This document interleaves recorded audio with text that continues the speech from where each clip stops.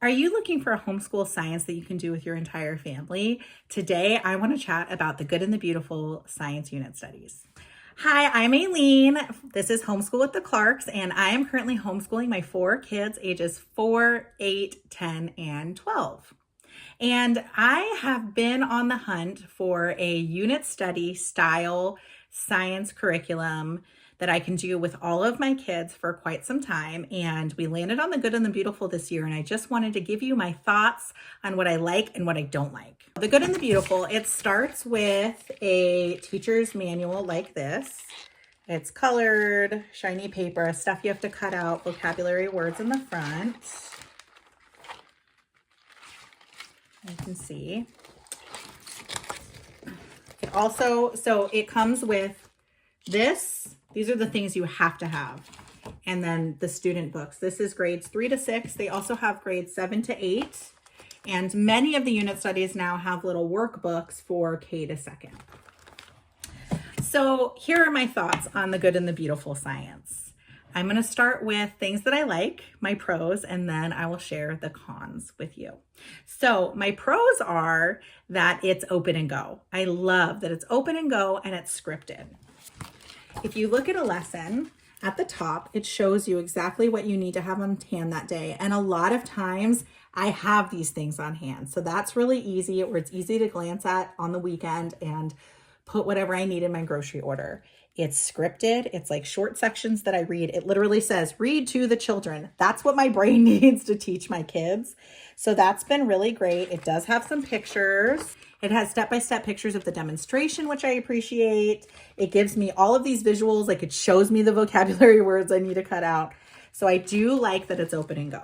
The student journals are also very easy to read and understand. They're colorful. It's usually just 1 page, maybe 2 that they have to fill out. Occasionally there are like cards and things you cut out, and then you play a game, like a matching game or something like that, which my kids really enjoy. It's hands-on, but it's also easy, and it's not a lot of prep work for me because it's already either in the student journal or it's in the teacher manual, and we just have to take the time to cut it out, which takes like maybe a minute. Occasionally there are things like this, a word search, which my kids really, really like. So I'm happy with that. And then for the 7th to 8th graders, they have an extension. They'll have the directions up top of what they need to do, which is generally like read, and then you have to explain certain points to someone or write certain points, write out some answers. And then it's like just a 1-page reading.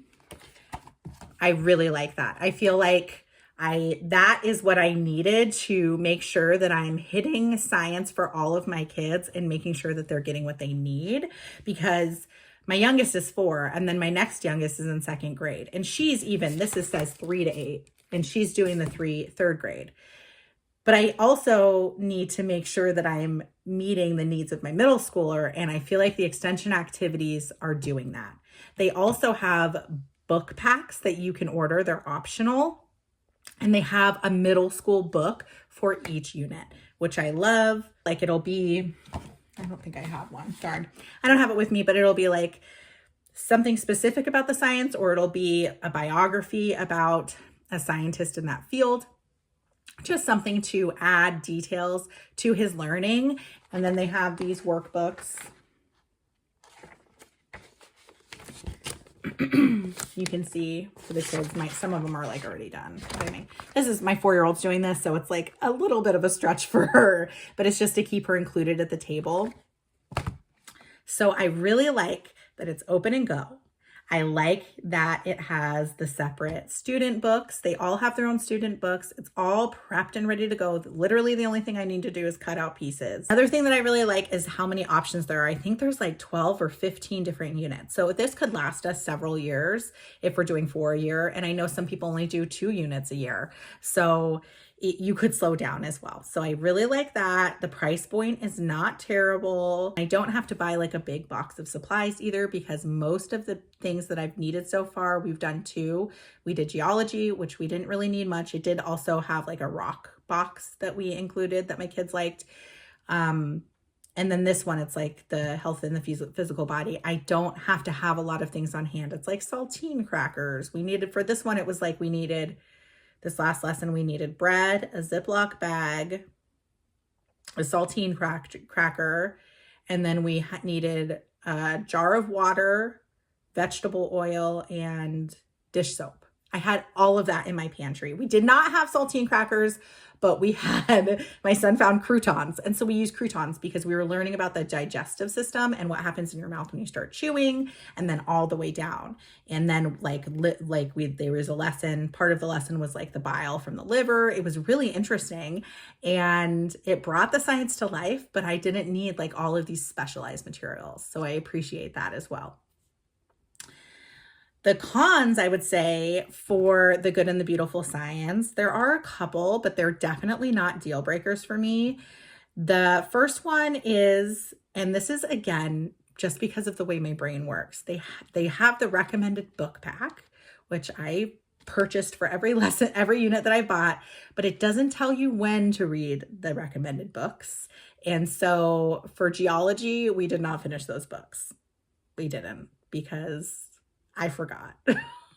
And that one, the geology one, it was like lots of pages about different rocks and minerals. And so it wasn't something I could read through in a day, or else it would have been easier. So I really wish it would have been like, it would say like optional, read pages 4 to 6 today, read pages.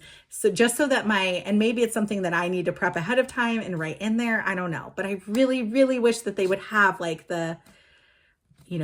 have your 7th grader start this book and read this chapter today. I wish that was included because that would really help my brain. So that's my first con. My second con is, and it's not, I mean, it's fine. I appreciate these, but these activity books, they're not tied into the lesson. Like these ones are completely tied into the lesson. I'm reading the directions on here saying, open your journal to page so-and-so. And do this. Meanwhile, my 4-year-old's like, Mom, what do I do? Mom, what do I do? Mom, what do I do? And I'm trying to read the lesson to my older kids. And then I have to read in here. For example, it'll say, cut the puzzle pieces, arrange the puzzle correctly to show the digestive system, color the pieces, tape or paste the pieces together. Okay, well, I ended up just telling her to cut it out and glue it together. But this is definitely more busy work. And again, she's young, so she's not in kindergarten. She's 4, she's in preschool, so that's part of it.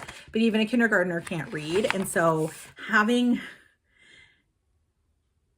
to pause, like I just personally have not figured out how to manage this yet. We didn't do it for geology. So we're only on lesson 3. So I'm still figuring it out. And maybe it's that I need to stop and tell her what to do first and then do the lesson with them. And that might be what I do in the future, because it's really not that long. It's like color the healthy fruit, but she just has questions and it's like not really that related to what we're doing, if that makes sense. So it's cool that they have busy work, but also that's like an added complication for my brain of like trying to direct my 2nd grader and direct my 5th grader and keep my 7th grader on task and remind him he needs to do the extension. And, oh, we're going to go get these supplies and do this lesson. But she's like, wait, Mom, what do I do now? What do I do now? What do I do now? Which also, that's just mom life, right? Like, it's just hard for my brain. So I like that they have the activity book. It's definitely, I mean, I guess it could be a standalone thing. It's not really teaching them anything though. It's just keeping them busy. That's what it's doing. It's busy work for the little kids so they can feel included at the table, which I do appreciate. And we did buy the activity books and we'll keep using them. But I don't know. I don't know what they could do differently, particularly with this. It's just a little hard to manage. It's a little hard to manage. It would almost be better to have her go do something else. Let me see if there's any others I can show you. Yeah, so like this one, it's like cut out the foods that would be healthy snacks and then tape them in here. But then it's like really, you need to be like pausing and having a separate conversation about the healthy snacks if you want to be doing that lesson and really having them get something from it. So it's like either I do it with her first or I do it after, or I'm pausing, because the lesson when I'm with my older kids, it's very much like I'm talking a lot. There's not a lot of downtime where I can like work with her unless I'm working with her separately. So that is a challenge for me. The last thing that I want to mention, and it's not, I wouldn't say it's a con, but it is something to think about. And I have not really figured out a better system.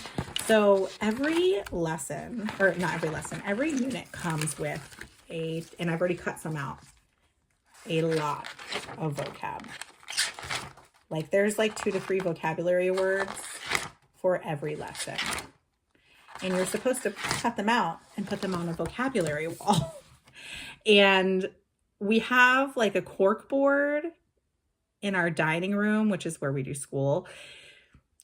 But by the end of the unit, our entire cork board was full of vocabulary words. So there wasn't really room for anything else. And so just be prepared to find somewhere to house those, because you're supposed to have them up on a wall to see them. Although I don't know that they're really going and reading them. So maybe we don't need that. Maybe I need to do like a trifold board. We do occasionally, like every other lesson, I will pass all of the vocabulary words out to my kids, and then I'll have them just kind of do a review where it's like I'll just pass them out to them, and then they read the name of the vocabulary word, and then other people get to raise their hand and try and remember what it is. And that I feel like has been helpful, but housing them is a challenge. I almost wish that they just stayed in here. I don't know. I do, like, overall, we are really happy with these unit studies. I think we will continue them into next year as well. I just need to pick and choose which ones we're going to do. And yeah, if you're looking for science unit studies that you can use with elementary and middle school, check them out.